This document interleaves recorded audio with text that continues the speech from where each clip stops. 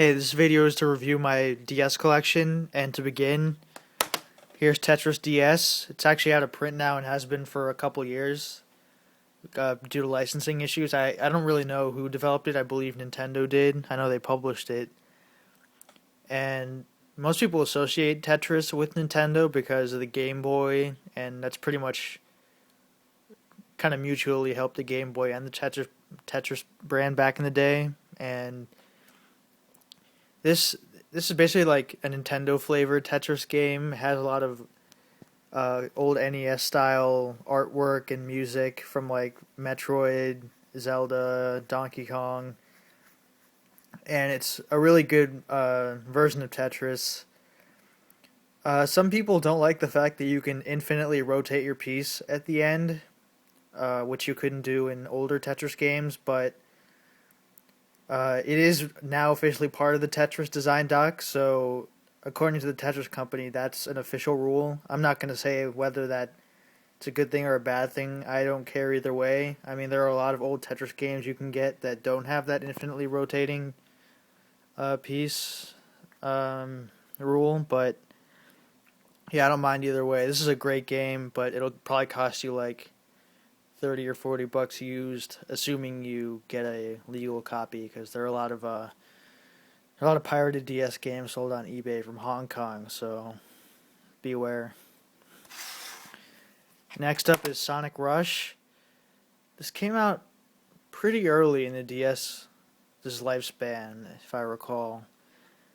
And it's actually a pretty good game. I think it's made by Dimps. They make a lot of the 2D Sonic games and the Wii Sonic games, and has a really interesting soundtrack. I'm not really a musical person, so I can't explain what it is, but it sounds kind of techno-y, which isn't very, consistent with the Sonic series, but it's cool, and I say the game is pretty easy overall, very short, but it's pretty good for a 2D Sonic game, especially recently. There are a lot of those kind of aspects of the newer Sonic games that people don't like those bottomless pits that you rush into, like when you're running really fast and then all of a sudden you hit a spike pit or something like that. Those are in this game. I don't really care either way. I mean, that's fine as long as it's well implemented, which it pretty much was in this game. I didn't really like the sequel, Sonic Rush Adventure, which I played a bit of, and because that had like an overworld and everything, and I don't know, that's not really. I'll get to that later, I guess, when I talk about Mega Man Zero Collection, but yeah, it's a pretty good game.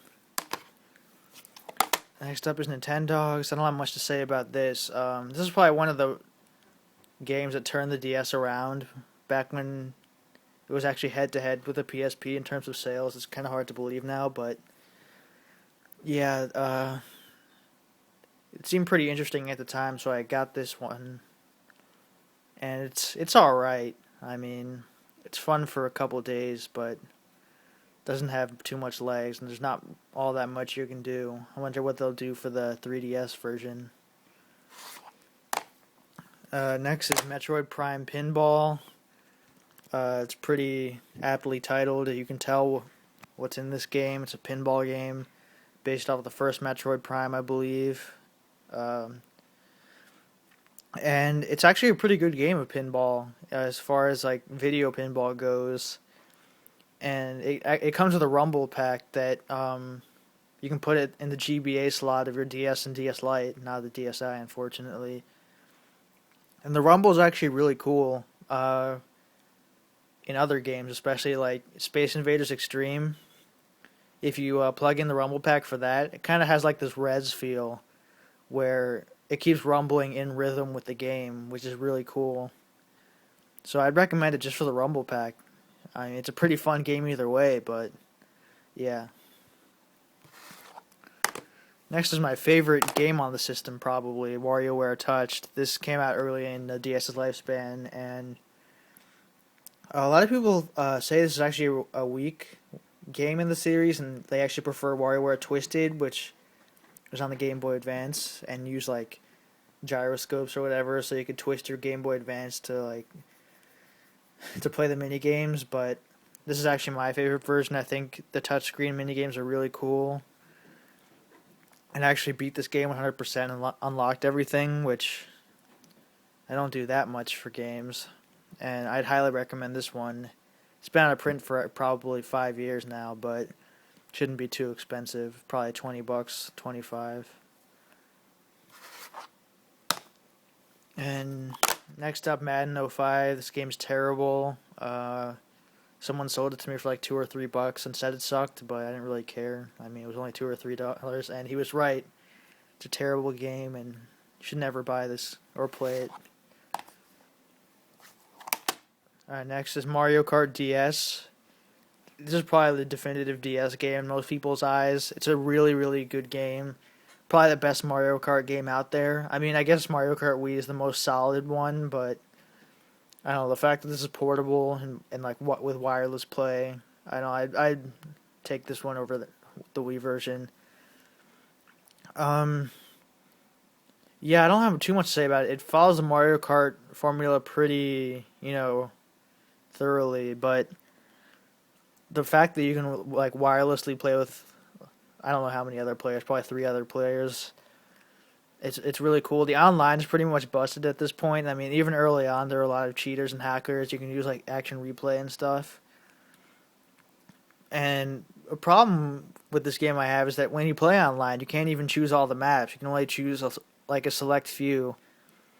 But if you use an action replay, you can unlock all the levels to play online, which is pretty cool, as long as you don't cheat in other areas. Yeah, I'm sure everyone's played this already. I think it sold over 20 million copies, so yeah. Next is Brain Age. This game pretty much, it's like brain puzzle games that like tests your, I don't really know how to articulate this game, but it just has a bunch of like logic puzzles and stuff like that.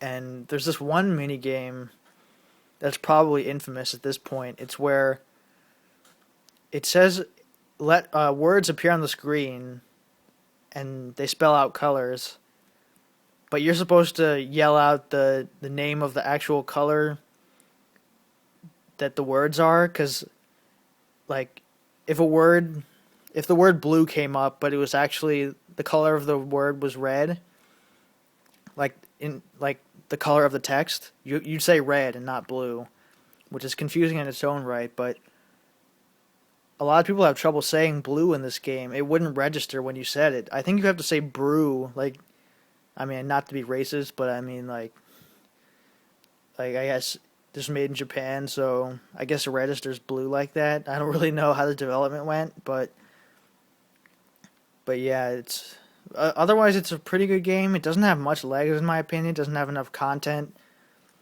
because this game is you're supposed to play it like once every day for 15 minutes to see how quote unquote young your brain is. The lower the better. I think it caps at 20 as the lowest. Well, not caps.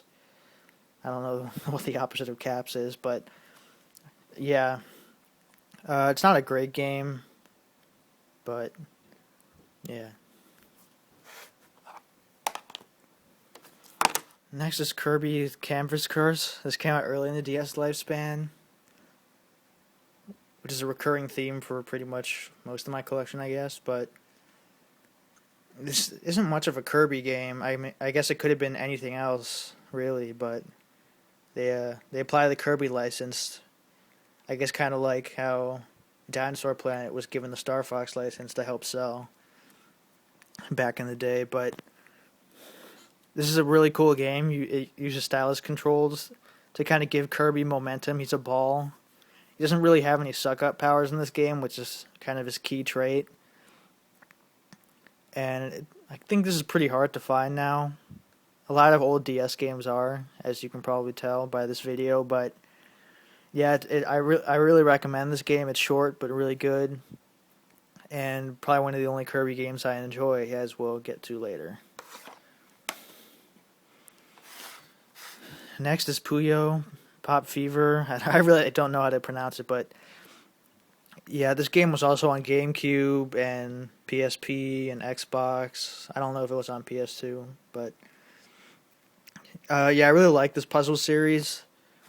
It's basically like um, kind of connecting four of the same color at the same time to kind of break them. And you can create combos that way. You might have played this before if you have ever played Kirby's Avalanche or Dr. Robotnik's Mean Bean Machine. Uh, those are just skinned in those respective franchises, but they're Puyo. They're part of the Puyo Pop series.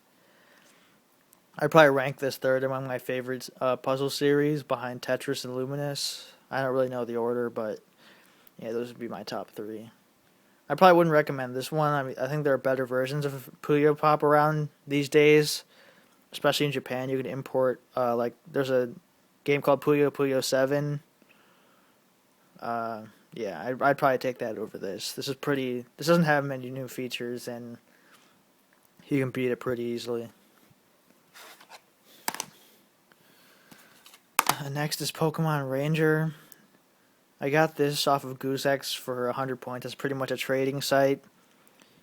And I have to admit, I only got this because it has a legendary Pokemon in it that you can't... Well, it's hard to get otherwise. I don't know how to pronounce it since I haven't watched the show in a long time, so I only go by the text, but I think it's Manaphy. It's like a water Pokemon or whatever. Anyway, I actually haven't played too much of this game, but it's basically a game where you're a ranger and you're supposed to like rescue Pokemon or something. It's not like the traditional kind of Pokemon game. It's a spin-off. But yeah, I'll get into Pokemon in a second. By that I mean right now. So here's Pokemon Heart Gold, Platinum, Pearl, and Diamond, which I recently got for a very good price. I really don't really need it, but whatever. And I'm going to review all of these just because, I mean, it just makes sense that way. They aren't that much different in the grand scheme of things. But obviously Diamond, Pearl, and Platinum are all one generation of Pokemon. Platinum is kind of the definitive version. And Heart Gold is a remake of Pokemon Gold, which was the second generation of Pokemon. And I want to talk about Heart Gold for a bit because I'd say that generation of Pokemon is the most popular among at least people on the internet, and I have to question why. Well, I guess I know why, but I'll try to express my beliefs on why I don't think the second gen is all that great compared to the others. Like, the progression of the games aren't as strong as the other ones. Like in the beginning of Gold and Silver, the Pokemon you get are pretty weak and actually really terrible. Like Spinarak and Hoot Hoot, Centrate. These are all bums, and I don't know. They're so uninteresting. And there aren't that many great Pokemon in this generation, in my opinion. It has a few great ones like Blissey and Tyranitar and stuff like that, but I don't know. It's not a very fleshed out game, in my opinion. Like, I know a lot of people love the fact that you can go back to the original region, Kanto, which is basically the red, blue, and yellow region, but it's not fleshed out at all. I mean, for the first 8 badges, it probably takes an hour or two to get each badge. Yet in Kanto, in Heart Gold, you can get like the first 4 badges in like 15 minutes. I mean, you can tell they kind of rushed it. There's not much to do in Kanto. And the battle with Red at the end, spoiler alert, that's really cool. Red is basically the main character of the original series. Guess you can kind of, if you watch the TV show, he's Ash. And he has really high level Pokemon, which is really cool. And it's the Pokemon he had in the show, like Pikachu. I don't remember the rest. Snorlax, Blastoise, Venusaur, Charizard, Lapras. I think those are the ones. But Yeah, that's cool.